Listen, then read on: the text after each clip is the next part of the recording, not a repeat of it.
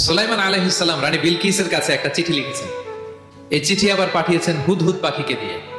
হুদহুদ পাখি ঠোঁটে করে এটা কামড় দিয়ে নিয়ে বিলকিসের রাজপ্রাসাদের ভেন্টিলেশনের ভিতর দিয়ে ঢুকে বিলকিস লাঞ্চ করে বিশ্রাম নিতেছিলেন, ওকের উপরে চিঠিটা রেখে ফুরুত করে উড়াল দিছে হুদহুদ। খুলে দেখে অদ্ভুত এক চিঠি, ইন্নাহু মিন সুলাইমান ওয়া ইন্নাহু বিসমিল্লাহির রহমানির রহিম। তো বিলকিসকে উদ্দেশ্য করে সাল্লাল্লাহু আলাইহি ওয়াসাল্লাম বলেছিলেন, আল্লাহ তাআলু আলাইয়া ওয়াতুনি মুসলিমিন। বিলকিস, অবাধ্য হয়েও না, বাড়াবাড়ি করো না, মুসলিম হয়ে আমার কাছে ফিরে আসো। কোন নবী বলছেন? তো উনি যদি মুসলিম না হতেন, উনি মুসলিম হওয়ার আহ্বান করতেন? সকল নবীর দাওয়াতি মিশন এক ছিল, একই মিশন নিয়ে নবীরা পৃথিবীতে এসেছেন। সেটা কি? তাওহীদ, রিসালাত, আখিরাত। আমার সাথে সাথে বলেন, তাওহীদ, রিসালাত, আখিরাত। এই তিনটা বুনিয়াদী শিক্ষা দিতে নবীরা এসেছে। তাওহীদ মানে ওয়াননেস অফ গড, আল্লাহ যে এক।